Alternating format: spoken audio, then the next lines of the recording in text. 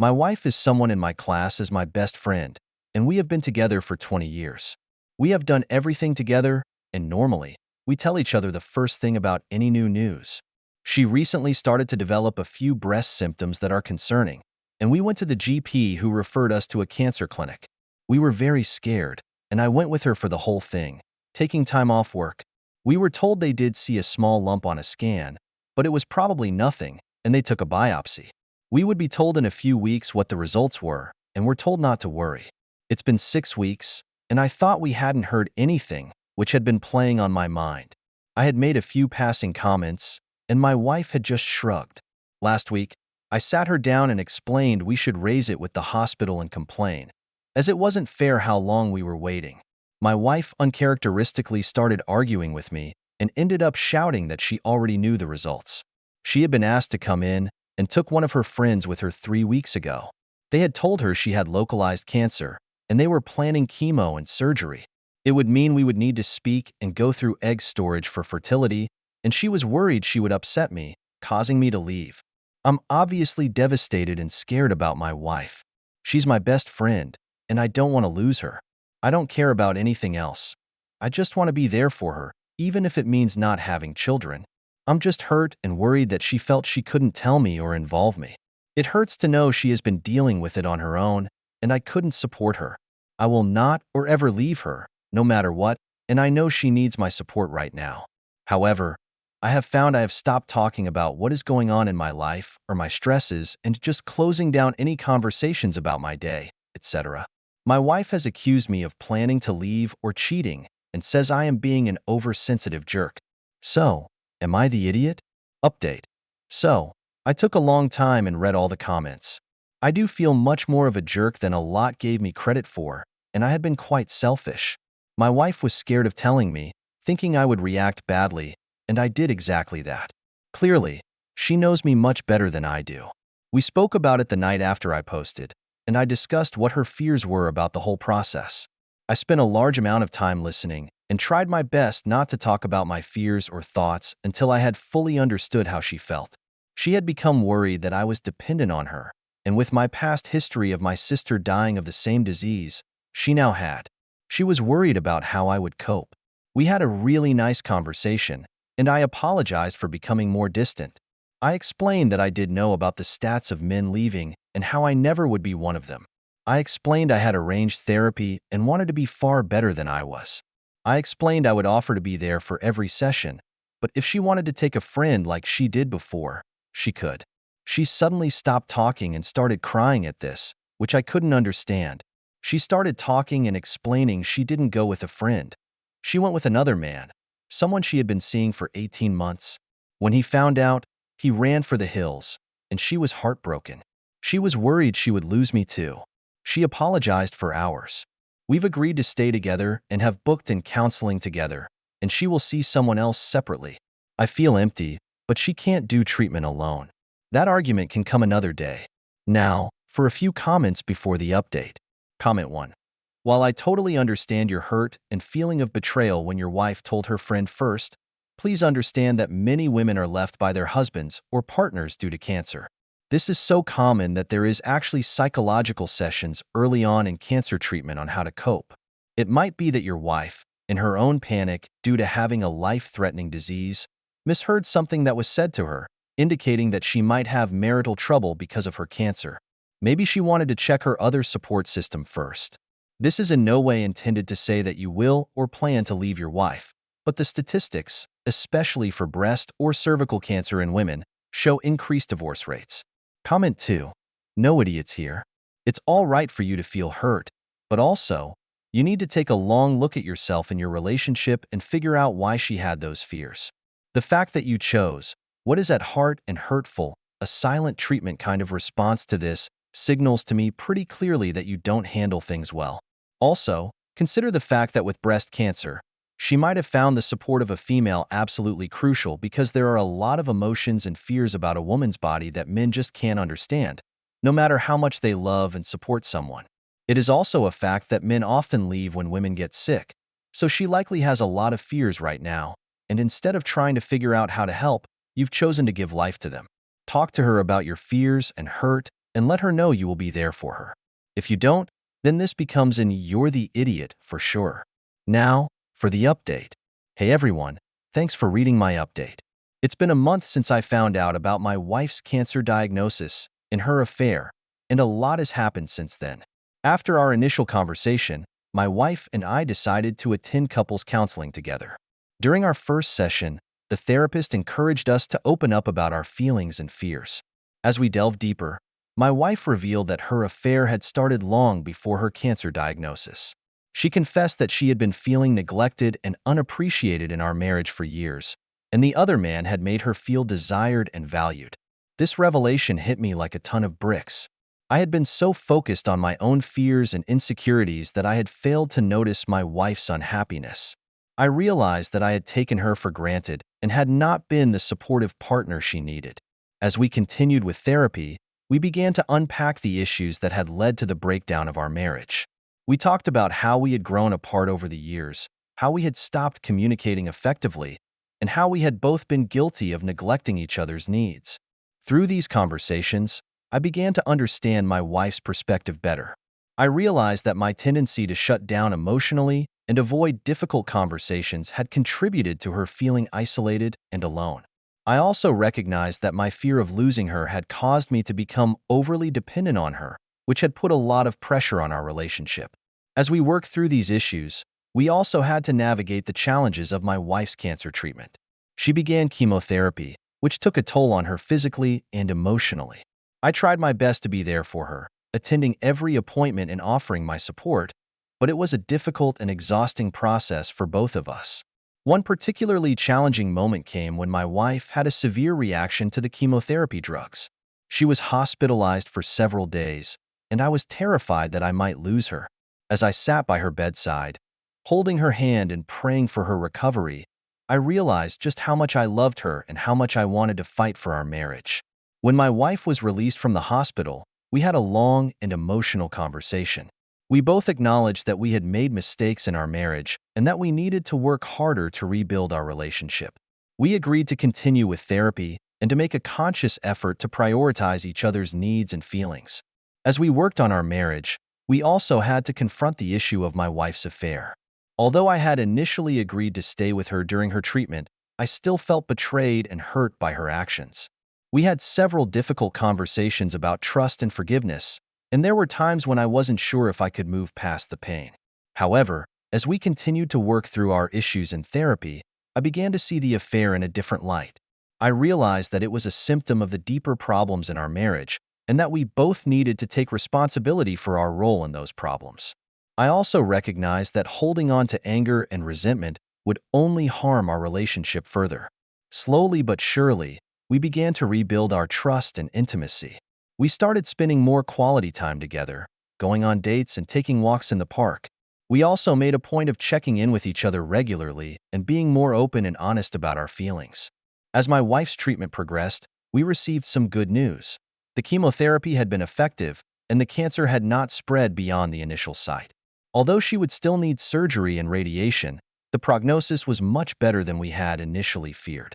This news brought us even closer together. We celebrated each small victory and leaned on each other during the difficult moments. We also began to talk more openly about our hopes and dreams for the future, including the possibility of starting a family through adoption or surrogacy. Looking back on the past month, I realized how much my wife and I have grown and changed. We have faced some of the biggest challenges of our lives, both individually and as a couple, and we have emerged stronger and more committed to each other than ever before. Although the road ahead is still uncertain, I know that we will face it together, one day at a time, and for that, I am grateful. Thanks for reading. Am I the idiot for telling my boyfriend's family they can't criticize our cat and then questioning if I can trust them with our future kids? My boyfriend, Sam, a 27-year-old male, and I, a 25-year-old female, have entered a stage in our relationship where we think we'll soon want to start a family. One thing I worry about is his family. Mom, Dad, younger brother Matt, and his girlfriend Susan, both 24. For some reason, it feels like they're looking down on Sam. For example, if Matt takes out a small loan to renovate the flat, everyone is supportive, but when we do it, we are questioned about responsibility, even though we are financially better off. I'd understand if Sam and I had a history of being irresponsible, but we are doing really well for ourselves and never had any issues. Sam says he is used to it and it doesn't bother him, but he understands my frustration and is always really supportive and sticks up for me if need be. Recently, we got a cat. She is a lovely, healthy ball of energy, and we immediately bonded with each other. Matt and Susan also adopted a cat not long ago. Again, everyone was excited for them, and we were hit with a pet is a responsibility, right? But whatever, let them talk. Yesterday, we had invited his family over. As soon as they entered, they started complaining. Why is the scratching post here and not there? Why are you giving her this food brand? Why are you using this litter? They brought some toys and also some cat food, which they say is 100 times better than the one we use. I didn't mind that, but Susan also brought a supplement paste. I thanked her but told her to please take it with her again, since I don't want to give my cat supplements that are not approved by her vet, who confirmed she is the picture of health. Last Friday at first, she said okay, but when I came back from the toilet, I saw Susan giving our cat the paste. I snatched the paste from her and told her she had crossed a line, and while his family tried to defend her actions, because she just wants to help, I said that their help is not appreciated, and that I will no longer allow them to question everything we do. I also find it highly concerning that they are okay with going explicitly against what I said and starting immediately.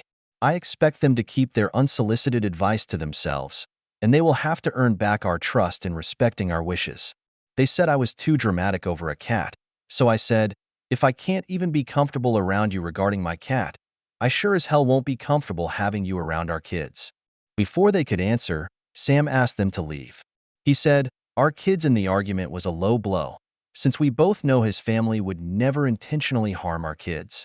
He agrees with setting more boundaries, but also asked me to apologize for this sentence specifically. I don't think that sentence makes me an but maybe you guys have some perspective. Now, for a few comments before the update. Comment 1. Not the jerk. They didn't intentionally mean to harm the cat, but still decided they knew better than you and the vet. God forbid your children have an allergy or medical condition. They would be stomping all over to give them the best treatment. It looks like that in order to feel good about themselves, they have to put Sam down. But it is getting dangerous. Repeat the favor. Take some top-end skin supplements and tell Susan how you've noted her skin needs work, and these will really help when she has a meltdown. And she will then ask her how unsolicited help feels. Comment 2. Not the jerk at all. People don't come into someone else's house and start dictating things. Giving advice is okay if well-intended, and you know when to stop. But from what you explain, this is out of line. We have 2 dogs, and people have to ask if they can offer them something. You're right not to trust them because they seem to know better, more so when you have kids later. Now for the update. Hey everyone, thanks for reading my last post and for all your support and advice. It's been a crazy couple of weeks since then, and I wanted to give you all an update on what's been happening. So, after the whole incident with Susan giving our cat the supplement paste without my permission, things were pretty tense between Sam's family and us. We didn't talk much for a few days, but then Sam's mom reached out and asked if we could all sit down and have a conversation. I was hesitant at first, but Sam convinced me that it was worth a shot. We met up at a neutral location, a little coffee shop near our place. It was awkward at first, but then Sam's dad started talking about how they've always had a hard time letting go and trusting Sam to make his own decisions. He admitted that they've been overprotective and maybe even a bit condescending at times, but it was only because they loved him so much and wanted the best for him. I could see that it was hard for them to open up like that, and I appreciated their honesty.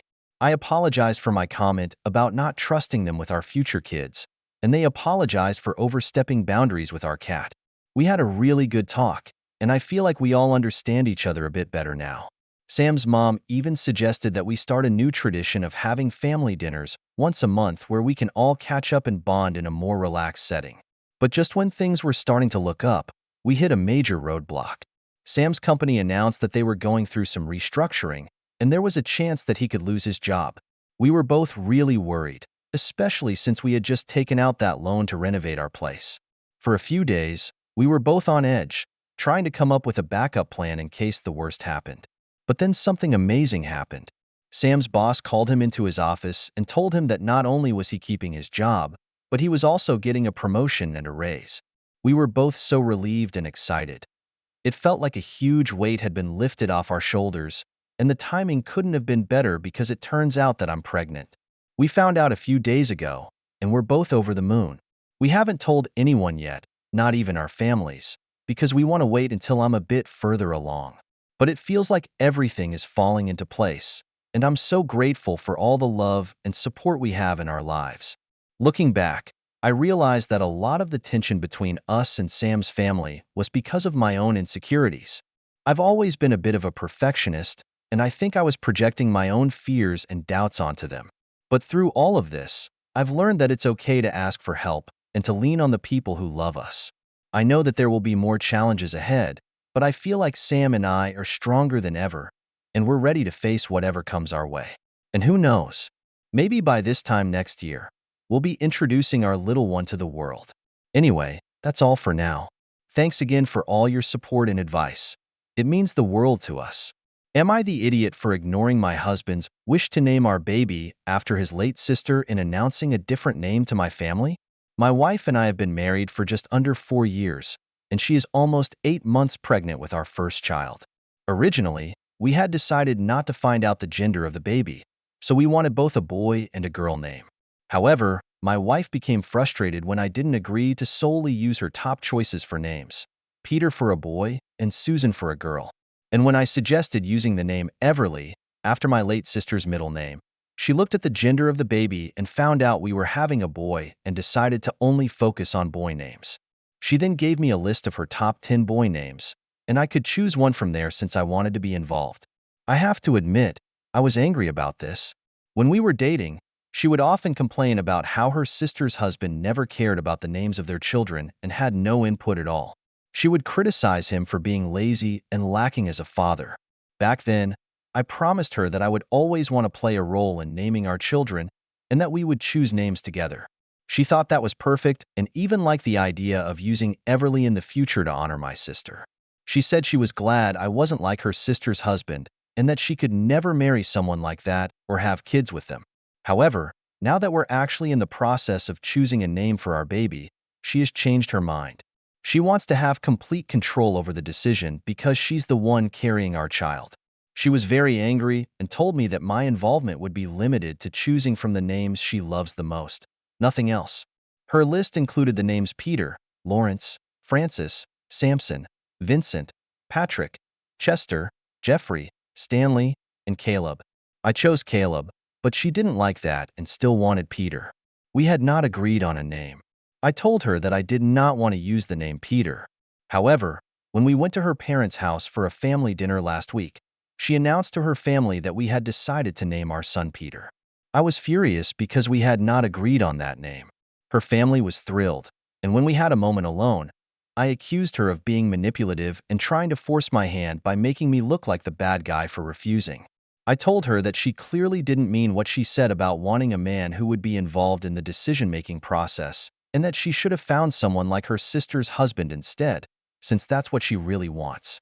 In response, she loudly told me that I was being a jerk and that I couldn't change my mind now, resulting in her entire family being angry at me for wanting to change the name.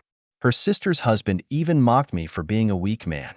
He said this because everyone else was furious at me and because I had already taken my wife's name in marriage and was now letting her name our child. This further angered me and, in turn, made her more upset with me for being angry. She told me that I had no right to call her manipulative, and since then, we have been tense. Am I the jerk now? For a few comments before the update. Comment 1. Not the jerk. It's your child too, and frankly, unless Peter and Susan are family names, they're wild choices for a baby. Those are the people you call corporate. That's me being petty, but let's move along. You threw in the last name thing at the end, and that broadened the spectrum of control. She made such a stink about her brother-in-law not giving a shoot about anything, but you've taken her last name, and she's taken full control over finding out the gender and the name of your child. Is control a regular issue in your relationship? If so, parenting together is going to be a wild ride. Comment 2. Not the jerk. Your wife is acting just plain vile. Baby names require the full approval of both parents. Making that announcement in front of the family So you'd either have to roll with it or look like a complete, but in front of her family was just despicable. Question: have there been other times she's been manipulative like this or undermined your opinion? Or is this behavior new? If it's the former, then she just sucks. But if it's the latter, I'd be questioning if she's already experiencing a postpartum mental issue, though it could also just be pregnancy hormones and stress. Now for the update. Hey everyone, thanks for reading my last post and for all your support. It's been a week since I shared my story, and a lot has happened since then. After the tense dinner at my in-laws' house, my wife and I barely spoke for a few days. The atmosphere at home was heavy, and we both felt hurt and misunderstood. I tried to initiate a conversation about the baby's name a couple of times, but she shut me down, saying she didn't want to discuss it anymore. However, things took an unexpected turn when my wife had a routine checkup with her obstetrician. During the ultrasound, the doctor noticed that the baby's growth had slowed down, and there were some concerns about the placenta. My wife was told to take it easy and rest as much as possible. The news shook us both, and suddenly the argument about the baby's name seemed trivial. When we got home, my wife broke down in tears. She confessed that she had been feeling overwhelmed and anxious about becoming a mother, and the pressure to choose the perfect name had gotten to her. She apologized for not considering my feelings and for announcing the name without my agreement. I held her as she cried, and I realized that I had been so focused on the name issue that I had failed to see how much stress she was under. We had a long, honest conversation that night. I shared my own fears and insecurities about becoming a father, and we both acknowledged that we needed to communicate better and support each other through this journey. We agreed to put the name discussion on hold until after the baby was born and to focus on ensuring a healthy pregnancy. The following day, my wife called her family to apologize for the way she had handled the situation and to explain that we had not yet decided on a name. Her parents were understanding and offered their support. Even her sister's husband reached out to me and apologized for his comments at the dinner. He admitted that he had been projecting his own insecurities onto me and that he respected my desire to be involved in the decision-making process. As the week went on, my wife and I spent more time together, talking about our hopes and dreams for our family. We reminisced about our early days of dating and how we had always envisioned our future together. I shared stories about my late sister, Everly, and how much she had meant to me. My wife listened intently and suggested that we could still use Everly as a middle name, regardless of whether we had a boy or a girl. The gesture touched me deeply, and I realized how lucky I was to have such a caring and understanding partner. In the midst of all this, I received a call from my mother. She had heard about the situation from my in-laws and wanted to check in on me. As we talked, she shared a story I had never heard before. Apparently, when my parents were expecting me, they had a similar disagreement about my name. My father had wanted to name me after his grandfather, but my mother had her heart set on a different name. In the end, they compromised and gave me both names.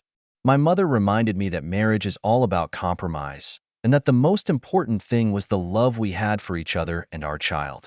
Her words stuck with me, and I realized that I had been too stubborn in my approach. I decided to sit down with my wife and have an open discussion about the name.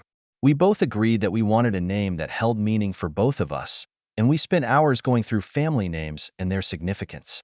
In the end, we settled on a name that we both loved and that honored both of our families. As I reflect on the past week, I realize that this experience has taught me a valuable lesson about the importance of communication and compromise in a relationship. It's easy to get caught up in the heat of the moment and to let our emotions cloud our judgment, but at the end of the day, what matters most is the love and respect we have for each other. If you like this video, you'll probably like these two as well. While you're here, please consider subscribing. It's your support that keeps this channel alive and allows me to make better and longer videos. Have a great day.